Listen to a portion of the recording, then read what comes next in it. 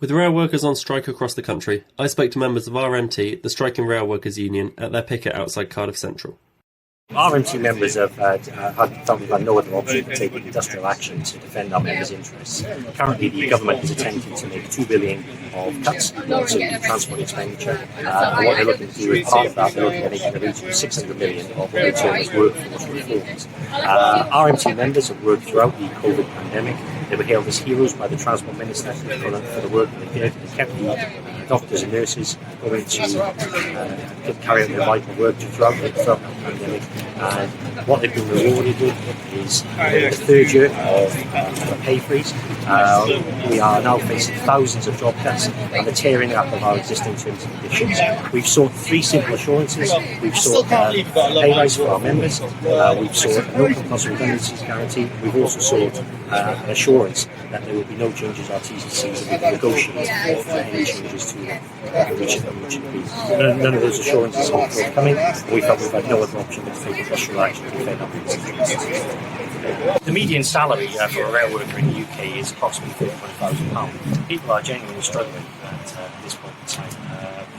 People are, in certain cases, having to visit food banks. There is mass poverty out there, and I mean that in the wider society level, not just the railway. Our members deserve a pay rise. I believe it's affordable, and the reason I believe it's affordable is that the private operating or the train operating companies have had in the region of £500 million per year in profit that is taken up in the industry.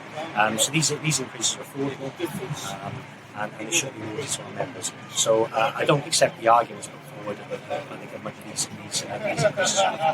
Is there anything you want to say about people that are thinking about how their journeys have been disrupted today? Yeah, look, we regret the fact that we're having to take industrial action. Nobody wants to take industrial action, but we've been faced with no other option but to defend our members' interests. I believe that any potential criticism in that area lies firmly with the government and their complete reluctance to negotiate and reach a sensible agreement to dispute resolution. They have a clear agenda to not negotiate with the RMT, whereas we want to enter into sensible dialogue to address our members' concerns. As I said, industrial action was a last resort, but we had no other option. There are some trains still running, such as from Rada up into the valleys, where the lines are owned by Transport for Wales instead of Network Rail.